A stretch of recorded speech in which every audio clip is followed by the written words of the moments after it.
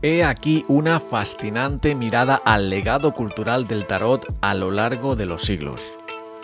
La travesía comienza en la Italia del Renacimiento, cuando se exploran los antecedentes de estas barajas, así como los primeros ejemplos de tarots con los que contamos. Destacan los tarots Visconti, los más antiguos, el tarot de Mantegna y el tarot Solabusca. Tras estos hitos de los orígenes, estas barajas dan el salto a otros espacios de Europa. Es en Francia donde se va a gestar el mazo más importante de todos, el tarot de Marsella, que será el que sirva de base para la configuración de los principales tarots contemporáneos. Con un conocimiento magistral del tema, el autor nos explica el posterior desarrollo de las barajas a partir del siglo XVIII, tanto en el ámbito francés, el británico, como el hispano. Es en el siglo XIX cuando se popularizan los tarots esotéricos y ocultistas para pasar, en el XX, a las interpretaciones simbólicas junguianas o feministas. En suma, se trata de una obra muy completa que reúne la historia y el significado del tarot con un lenguaje asequible al público no especializado, trufada de ilustraciones cuidadosamente escogidas. Hoy charlamos unos minutos con Pedro Ortega Ventureira, autor del libro Tarot, Significado e Historia. Pedro Ortega, encantado de saludarte. Hombre, Rafa, encantado yo de estar aquí con vosotros, un placer. Hoy hablaremos unos minutos de tu libro Tarot, Significado e Historia. Cuéntanos un poquito para ya meter el diente al libro. ¿Qué es lo que te inspiró a escribir un libro sobre la historia y significado del tarot?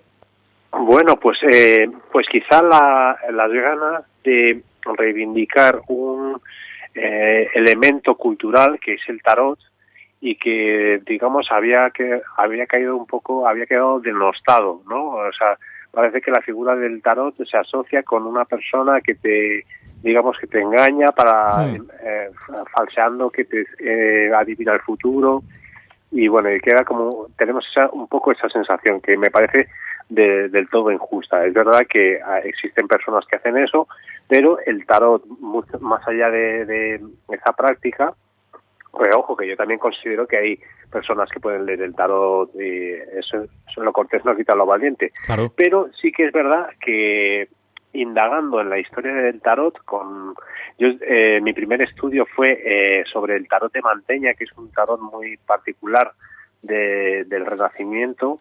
Pues ahí es donde me empezó a entrar el gustillo por la historia del tarot. Ajá. Que precisamente es en la Italia del Renacimiento donde tenemos las primeras pistas de que pudo haber surgido allí las primeras barajas de tarot. Ajá. ¿Dirías que es tu baraja favorita, la de Mantegna? ¿O a través del libro has descubierto otra que te gusta más? La verdad es que el tarot de Mantegna algunos lo conocen como el tarot de las dos mentiras, porque ni es un tarot ni es de Mantegna, y me explico. El tarot de Mantegna es un compendio de 50 cartas repartidas en 5 palos, que son las condiciones del hombre, los planetas, y luego están las musas, los saberes y las virtudes. Entonces, es como una especie de colección de imágenes que vienen del Renacimiento, que vienen de la Edad Media y se asientan en el Renacimiento. Y a mí me sirve este tarot para explicar la estructura de los arcanos mayores, de los tarots. No sé si has oído, bueno, vamos a comentar a los oyentes. Sí, tanto. El tarot tradicional se divide son 78 cartas que se dividen en 56 cartas de palos, o sea, que son del 1 al 10, y luego los sota, caballo y rey, o con distintas variaciones, y luego están los 22 arcanos mayores, que son 21 figuras más el loco. Entonces estos arcanos mayores se suelen dividir tradicionalmente en 3 septenarios, o sea, en 3 grupos de 7 cartas. Entonces yo cojo los primeros tarots, los tarots Visconti, y los comparo con el tarot de Manteña. Entonces, yo digo, el primer septenario de los tarots Visconti son las condiciones del hombre, como así lo vemos también en el Manteña. El tercer septenario serían los planetas, que lo vemos también en el Manteña. Y el septenario que está en medio son las fuerzas, tanto positivas como negativas, que influyen para las relaciones entre el microcosmos o las condiciones del hombre y el macrocosmos o los planetas o las esferas celestiales, ¿no? Entonces, yo digamos que me baso en esa estructura del tarot de Manteña para hacer esa explicación, digamos, un tanto racional de la estructura de los tarots de los orígenes. Ajá. Es un poco, la verdad es que es una formulación que hago yo a criterio de haber visto pues bastantes barajas de tarot históricas, sobre todo, porque la verdad es que, y lo cuento un poco en el libro, en el momento en que nos encontramos hay tal proliferación de barajas que bueno, que es una locura. De hecho, ahora hablaremos, si quieres, de cómo he estructurado el libro para simplificar de alguna manera el tarot, digamos, en la edad contemporánea, porque hay tantísimos tarots y la realidad es que es muy sencilla, y es que la mayoría de los tarots contemporáneos son refiguraciones del tarot de Marsella. El tarot de Marsella es un tarot que se constituye entre los siglos XVI y XVII aproximadamente en Francia, y que antes decía que el tarot de Manteña era el de las dos mentiras, pues el de Marsella es el de una mentira, porque no se fabricó por primera vez en Marsella ese tarot, sino que tenemos pistas en Lyon y en París antes de que hubiera ninguna fábrica de naipes en Marsella. O sea que hay un montón de, digamos, de malentendidos, de cosas que se desconocen a lo largo de la historia del tarot. Claro, porque ¿cuál ha sido tu mayor desafío a la hora de investigar sobre la historia del tarot? Bueno, el mayor desafío, la verdad es que, quizá sobre todo el entender cómo se desarrolla el tarot a partir del tarot de Marsella. Me estoy refiriendo a los siglos XVIII, XIX y XX. Y yo lo he solventado de esta manera. He agrupado, por un lado, lo que sucede en Francia en el siglo XVIII, que es Coeur de Gébelin, que es un pensador que por primera vez formula, primero, por un lado, el supuesto origen egipcio del tarot, y por otro lado el uso adivinatorio del tarot. O sea que nos tenemos que ir hasta el siglo XVIII para tener una prueba fehaciente de que el tarot se utiliza para adivinar el futuro. Entonces, explorando en Francia en ese periodo, me encuentro también con Etela, que es el primero que crea una baraja de tarot después del tarot de Marsella, aproximadamente, puede que haya algunas entre medias, pero es las más importantes, que son el gran Etela y el pequeño Etela. Luego está Madame Lenormand, que también hace un tarot de nueva factura.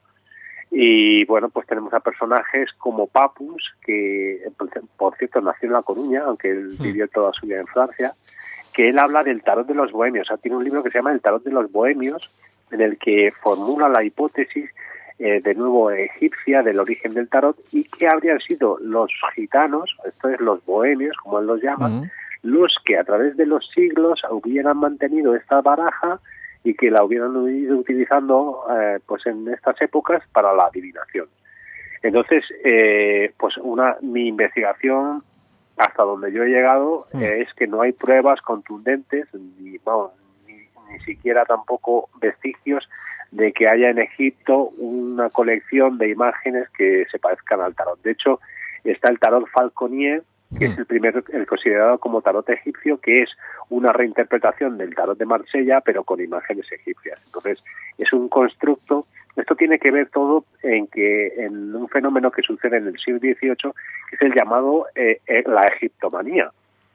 Porque, digamos, hay un gusto, se descubre Egipto, Napoleón se trae de Egipto un montón de tesoros, y hay una fiebre por los jeroglíficos que todavía no han sido descifrados. O sea, todavía no se ha descubierto la piedra Rosetta, y en el siglo XVIII pues se cree que aquellos símbolos son todos mágicos, que entrañan un saber arcano. Efectivamente lo entrañan, pero no sabían exactamente qué querían decir, y entonces fabulan con un montón de hipótesis y de teorías. Entonces, digamos, de esa fascinación por lo egipcio, esa egiptomanía, surge ese interés o esa, a mi juicio, falsa atribución del origen del tarot al mundo egipcio.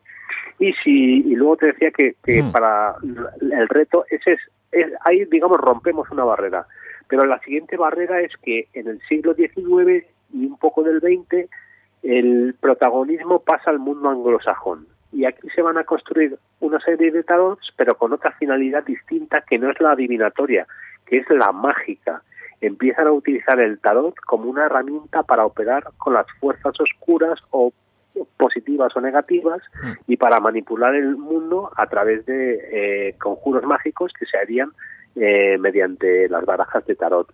Entonces está ahí, por ejemplo, la Golden Dawn, una famosa orden secreta de la época victoriana, y hay personajes como, por ejemplo, Aleister Crowley, que desarrolla su propio tarot, el tarot de Thoth, que él sí que también cree en la hipótesis egipcia.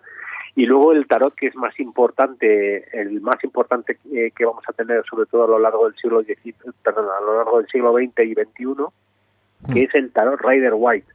El tarot Rider-Waite es una novedad absoluta, concebida por Arthur Edward White y con el dibujo de Pamela Colman Smith, y que es un tarot que se hace pensando en la interpretación a través de las imágenes. Entonces, digamos que no es un tarot críptico, sino que trata de, en todos los arcanos, de explicar lo que quiere decir cada una de sus cartas. Ajá. Entonces, ahí tendríamos... Y luego, para cerrar el círculo, lo que hago es acercarme al mundo hispano y cerrar el libro con un personaje tan crucial como es Alejandro Jodorowsky, que él lo que hace, aparte de dar voz al tarot a través de la poesía en un libro como Yo el Tarot, él tiene una revelación con Leonora Carrington, de la que también hablo en el libro, que fue una pintora surrealista. Jodorowsky lo que hace es que se da cuenta o tiene una revelación de que el verdadero tarot es el tarot de Marsella, pero se pone a investigar y se da cuenta de cuál es el verdadero tarot, y con la ayuda de un historiador del tarot, digamos que llevan a la máxima precisión el tarot de Marsella, y sobre todo en lo que se refiere a los colores. Entonces fundan lo que se llama el tarot Camoin Marsella, que sería, según Jodorowsky, el verdadero tarot por antonomasia. Entonces, con ese círculo que empieza en la Italia del Renacimiento, en la corte de Milán, se cierra con Alejandro Jodorowsky, digamos, en el mundo hispano. Así que, digamos, esa ha sido la forma que he tenido yo de interpretar esta historia del tarot que cuento yo en el libro. Uh-huh. Y Pedro, ¿cuál es el mayor mito o teoría sobre el tarot que desmientes o que certificas en el libro? Bueno, pues el que desmiento ya lo hemos comentado, el origen egipcio del tarot, porque según los primeros capítulos están dedicados a indagar de dónde vienen los naipes. Entonces nos vamos, por ejemplo, a la India, nos vamos a la China, nos vamos a Persia. Es muy posible que nacieran ahí de estos juegos, pueden venir incluso de juegos tan conocidos como el dominó o el ajedrez. Sí. También hay hipótesis que señalan que el tarot puede reflejar, o por lo menos en las cartas del caballero y el rey, las justas, los torneos medievales, en los que los caballeros a caballo, como lo vemos en las películas, ¿no? Se enfrentan con sus lanzas y se golpean, ¿no? Pues como si quisieran redefinir esos juegos, pero para jugar encima de una mesa, pues crean una baraja de naipes que tiene sus personajes, ¿no? Entonces, digamos que por un lado está el origen de esos juegos, que hay varias hipótesis, y es que pueden llegar o por Al-Ándalus, desde el mundo árabe, o pueden llevar por los mogoles, que están, digamos, en contacto en guerra con Centro Europa, o pudo haber venido de Jerusalén, en donde la cristiandad está en conexión con el mundo árabe también. Entonces, hay varias hipótesis de dónde puede venir o de dónde puede Occidente conocer las cartas, que es un juego que viene de Oriente. Y luego los enigmas que yo encuentro pues son qué hubiera pasado con algunas barajas que comento a lo largo del libro y de las que solo han sobrevivido unas pocas cartas, como los tarots Lever, el Cicognara, que son unos tarots incluso con figuras muy extrañas, con figuras de delfines, con figuras de montículos,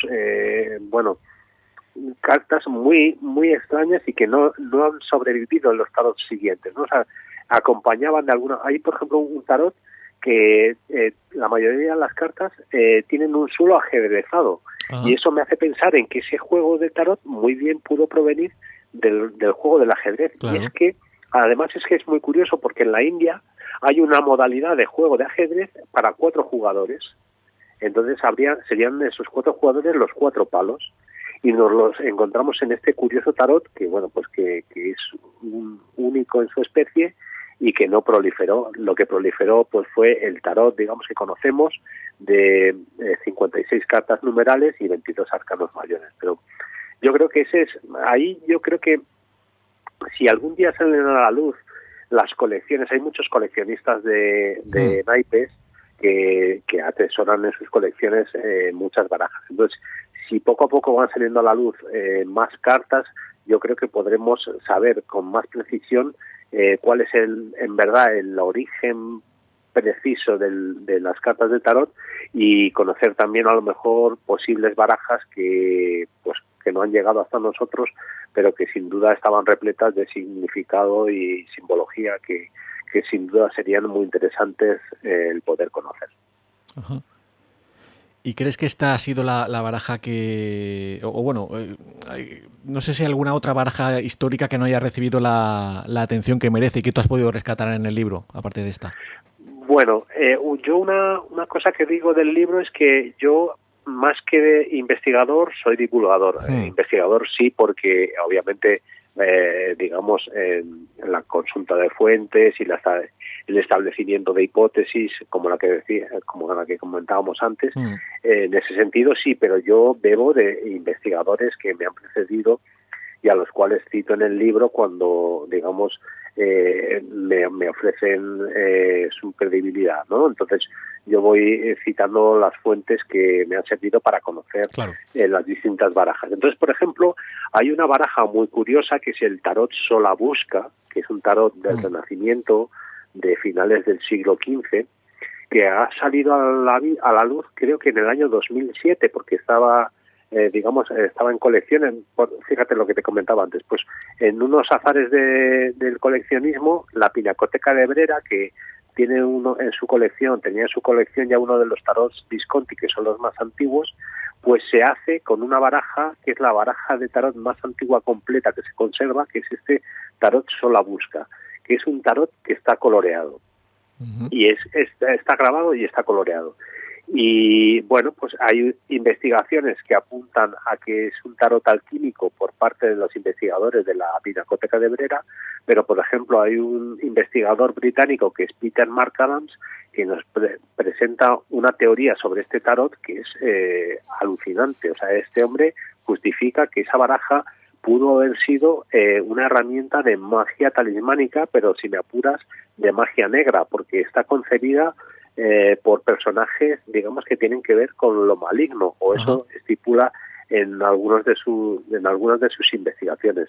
Entonces es muy curioso porque lo relaciona con los saberes de la antigüedad, con las guerras púnicas, con el mundo romano, pero también con personajes contemporáneos de su época o personajes bíblicos relacionados, por ejemplo, con la Torre de Babel o con el fin del mundo, o sea, con el Apocalipsis. Entonces, bueno, pues es un tarot, sin duda muy, muy atractivo y sobre el que seguramente se podrán seguir vertiendo teorías, porque esto, digamos, ha sido muy poco el tiempo que ha dado desde 2007 a que haya investigaciones más sobre él. Pero bueno, como señalo tanto desde la Pinacoteca de Brera como desde Inglaterra, hay ya estudios bastante interesantes y que proponen ideas muy sugerentes para este tarot que, bueno, como digo, es el más antiguo completo conservado de todos. ¿Sería esta la baraja que tiene ahora mismo peor fama o hay alguna que tenga No tradicionalmente? tiene peor fama porque el texto de Peter McAdams no nos ha llegado todavía, o por lo menos por estos ámbitos no nos ha llegado. A mí ha sido gracias a un amigo, Sergio, que bueno, he podido hacerme con el libro el juego de Saturno de Peter McAdams, que es donde explica estas teorías sobre el tarot Solabusca. Pero bueno, quizá los tarots más interesantes son los Visconti, que son los que tienen la fama de ser, de hecho son los más antiguos conservados, aunque se conservan parcialmente. Pero es verdad que las pruebas documentales apuntan a que pudo haber tarots más antiguos, estamos hablando de la primera mitad del siglo XV, en otra ciudad-estado italiana, que es Ferrara. En Ferrara está la familia de que son 3 hermanos los que van a gobernar a lo largo del siglo XV, y van a decorar un palacio, el Palacio Schifanoia, con unas pinturas astrológicas que, según Avi Barbour, que es un historiador del arte muy famoso, están relacionadas con el tarot de Mantegna. O sea, hay una transposición de personajes que aparecen en las cartas que se corresponden con los personajes que están pintados en las paredes y que además tienen un vínculo astrológico. Otra de las teorías que yo apunto es que los tarots con el tiempo van a irse, digamos, vinculando con, por un lado, con lo cristiano porque están las virtudes, por otro lado con lo pagano porque están las musas, pero también hay que pensar en la alquimia, hay que pensar en la astrología. Por ejemplo, hay un tarot de Florencia, que es el conocido como Minciate, en el que tenemos, por ejemplo, los 12 signos del zodiaco, o también están los 4 elementos que componen tierra, fuego, agua y aire. Ajá. Entonces nos encontramos con que hay una variedad de... Además, ese juego, el Minciate, es muy curioso porque ha permanecido usándose prácticamente hasta nuestros días. Hay una investigadora que es amiga y que ha publicado un pequeño librito en el que cuenta cómo se jugaba tradicionalmente este Minciate, y que si nos vamos a lo que ella nos cuenta, es un juego que se parece mucho al tute o a la brisca. O sea que el tarot no solo es un juego de interpretación, sino que puede ser también un juego de azar, o esa herramienta mágica que mencionábamos antes. Pero bueno, también pudo tener usos en el sentido de dar a conocer, o sea, de formar, de educar a los hijos de los aristócratas.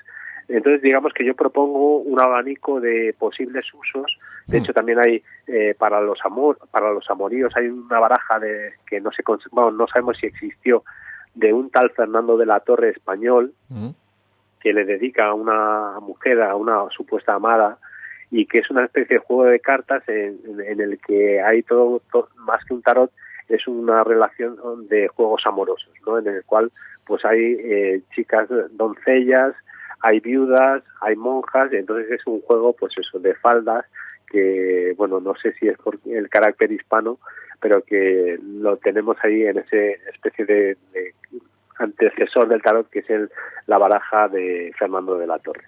Uh-huh. ¿Y por qué crees que de qué depende su uso del tarot? ¿De la religión, de la cultura, del país, de la época? Sí, bueno, obviamente el tarot va creciendo, se va desarrollando y se va adaptando a cada momento histórico. Entonces, bueno, como hemos comentado, el tarot egipcio surge en medio de la egiptomanía. El tarot mágico surge, pues fíjate que estamos hablando de que Aleister Crowley, en la Segunda Guerra Mundial, a ver si me estoy pasando, Aleister Crowley no, su discípula Dion Fortune, en la Segunda Guerra Mundial fue también una guerra mágica. Se sabe, por ejemplo, que los nazis utilizaban las runas para hacer invocaciones de magia negra, pues desde el otro lado, desde Inglaterra, pues se hacían reuniones de magos blancos, para tratar de contrarrestar esa magia negra. O sea que, digamos, el mundo mágico Y aquí voy a una idea que subyace también a lo largo de todo el libro. Uh-huh. Y es que el mundo académico hasta hace unos años era muy reacio a dar pie a hablar de temas ocultos, ¿no? O sea, lo que sería la alquimia, la astrología, la cábala, la magia, parece como una serie de disciplinas que no debían existir, o sea, que las eliminan están eliminadas del discurso académico, pero en realidad no podemos concebir a un gobernador italiano sin un astrólogo, porque no tomaban ni una sola decisión sin consultar qué iba a pasar con los astros ese día. O sea, había gobernantes que dejaban plantados al mismo papa si los augurios para el día que habían quedado no se cumplían. Entonces, esa corriente que se llama ocultura, que es un término anglosajón, pero que ha sido adaptado también al castellano por personalidades como Javier Sierra, pues yo me uno a esa corriente de ocultura, de poner de manifiesto los elementos de lo esotérico que han estado conviviendo con el hombre, con las decisiones políticas, religiosas, de toda índole, científicas, si me apuras. De hecho, Newton era alquimista. Entonces, no podemos separar la historia de la ciencia, la historia de Occidente, de la historia de la magia, de la alquimia, de la astrología, de la cábala, porque estaban intrínsecamente relacionadas. Entonces, yo reivindico la idea de que debemos estudiar estas disciplinas para conocer en toda su dimensión la historia en este caso, del occidente europeo. Entonces, esa es un poco una línea que trato de desarrollar también en el libro. Uh-huh.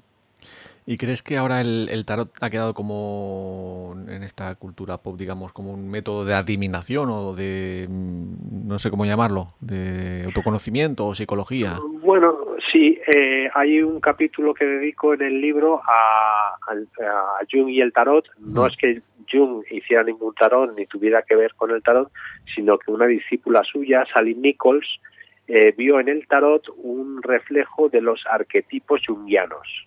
Entonces, a partir de estas teorías de Sally Nichols, lo que se hace es, o ha derivado de ahí, un uso del tarot, como diríamos, terapéutico, de autoayuda, en el cual, digamos que por la comparación de tu situación actual con una carta que tiene tiene unas características, puedes examinarte a ti mismo, ¿no? Es como si te ves reflejado en algunos aspectos de una carta, pues te hace reflexionar acerca de tu estado de ánimo en uno u otro sentido. Entonces yo creo que ese también es un uso muy válido del tarot, de ese como método de autoexploración y que, bueno, pues que se practica muchísimo actualmente. De hecho, hay métodos para sanar desde el punto de vista psicológico que están apoyados en barajas de tarot. O sea, que no lo cuento yo en el libro porque no me hubiera dado la vida, porque si nos ponemos a desgranar todos los tarots del siglo XX y XXI, pues nos volveríamos locos.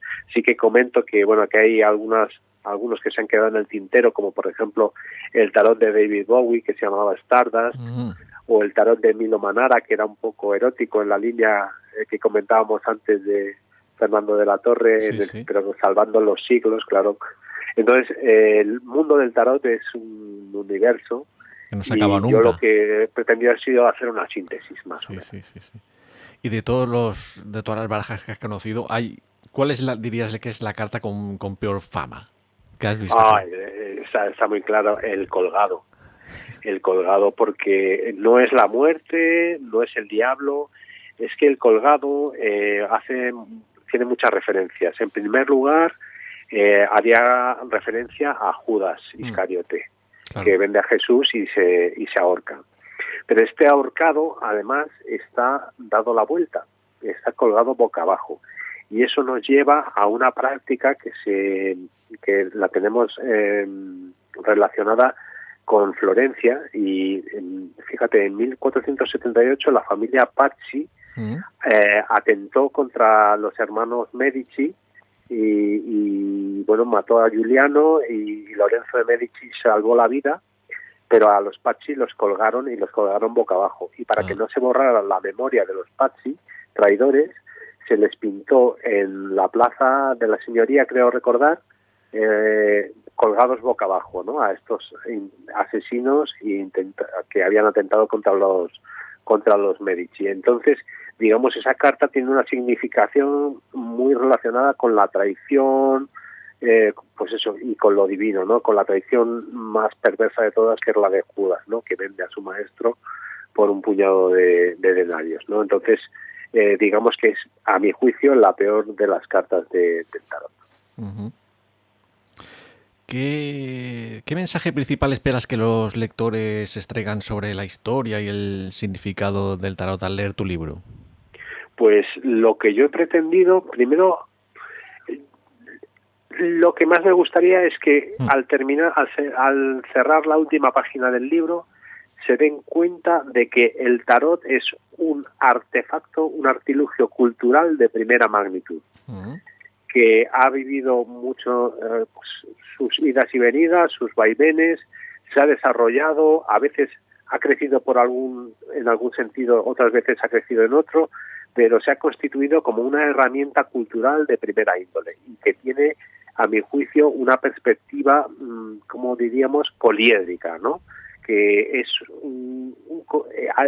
son 78 cartas que atesoran en sí un montón de significados y que están, sobre todo, muy vinculadas con la historia del mundo moderno en Occidente. Eso es el mensaje principal que yo querría que quedara en la mente de los lectores de este libro. ¿Y todo esto del tarot telefónico, el tarot online, esto qué papel queda?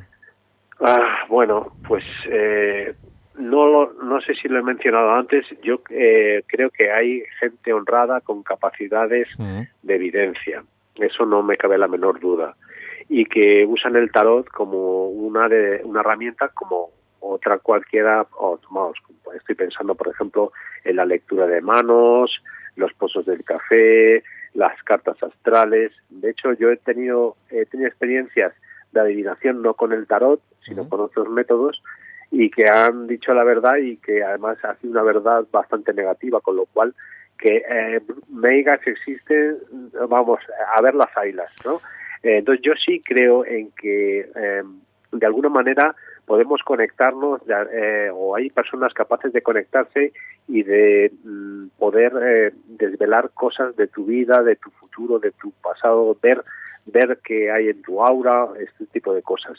Pero también sé que es muy frecuente que hay gente que se aprovecha de gente muy crédula, que a lo mejor pues no cualquier cosa que le digas en un momento de dificultad pues le sana, ¿no? Entonces, si el tarot se utiliza con fines de lucrarse, pues ahí es que, por desgracia, es lo que puede pasar en la mayoría de los teletarots y estas cosas. Pues no lo veo lícito, y eso ha contribuido sobre todo a dar una mala imagen de lo que es el tarot. Entonces, el libro también yo creo que dignifica de alguna manera el tarot. Y por curiosidad, ese método de adivinación que probaste que no era el tarot, ¿se puede saber?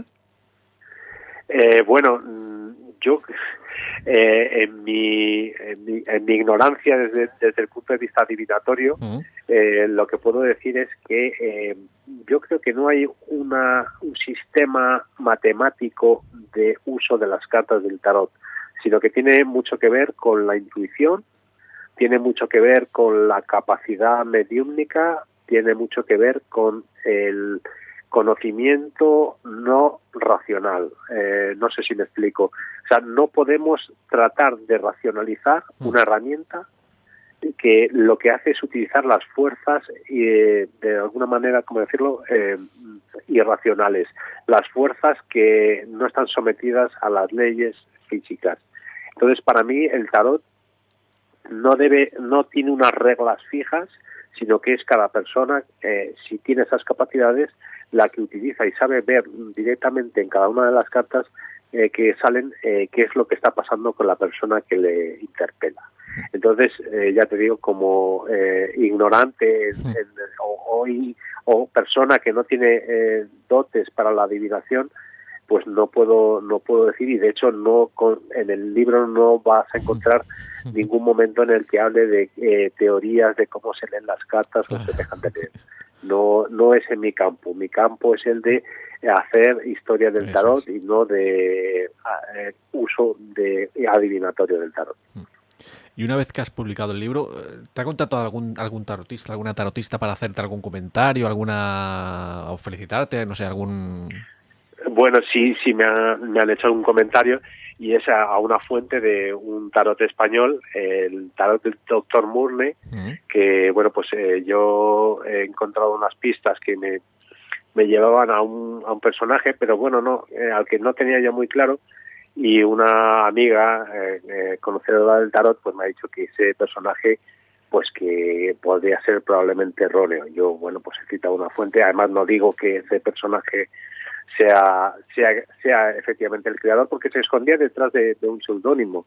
Estamos hablando de que en el siglo XIX y principios del siglo XX la gente usaba muchos seudónimos, y el creador de este primer tarot, bueno, el Dr. Murne, era su seudónimo. Entonces, bueno, pues ahí he tenido una pequeña crítica que, bueno, como todo, pues será bienvenida y será respondida, bueno, pues con investigación y estas cosas. Pero en general la respuesta también ha sido muy positiva. Ha gustado mucho el libro. Es un libro que, bueno, pues que la editorial Kairos se ha tomado con mucho cariño, con mucho mimo. Ha hecho una edición de lujo, con su tapadura, espectacular, las láminas a color, y bueno, pues no puedo más que estar agradecido a su excelente trabajo. Que tiene prólogo de Guillermo Solana, no sé si nos puedes hablar un poquito sobre él. Sí, Guillermo Solana es el director artístico del Museo Nacional Thyssen-Bornemisza, y tengo la suerte de ser admirador y amigo suyo, además de que fue mi profesor en Historia del Arte y fue codirector de mi tesis doctoral. Así que el hecho de que Guillermo haya hecho el prólogo de este libro es para mí todo un honor, y pues le considero como uno de los grandes sabios en España en el mundo de la historia del arte. Él es un erudito, un sabio, y que él haya tenido el detalle de prologarme el libro para mí es un honor. Pedro, ya para ir cerrando la charla con broche de oro, ¿qué último mensaje te gustaría regalar a los oyentes? Bueno, pues que sobre todo a aquellos que no creen en el tarot, les diría que le dieran una oportunidad, que se acercaran por un momento a este libro, a Tarot Significado de Historia, que lo cogieran por el lugar que quisieran, y que, bueno, que leyeran al azar un capítulo y vieran cuál es el lenguaje en el que se narra el libro, que, como decía antes, es en un tono divulgativo, que explique qué cuestiones son las que explica, qué tipo de barajas o qué tipo de significados, qué tipo de elementos son los que nos encontramos en cada momento y en cada lugar. Y bueno, que el tarot va más allá de una herramienta de adivinación, y que es un elemento cultural que ha coexistido con el mundo occidental desde el Renacimiento italiano hasta nuestros días. Pedro Ortega, ha sido un placer aprender de ti este ratito. Muchas gracias, muchos éxitos, y aquí en Radio San Vicente tienes tu casa, ya lo sabes. Pues es un placer, pues si hay ocasión para volver estaré encantadísimo. Muchísimas gracias por la entrevista.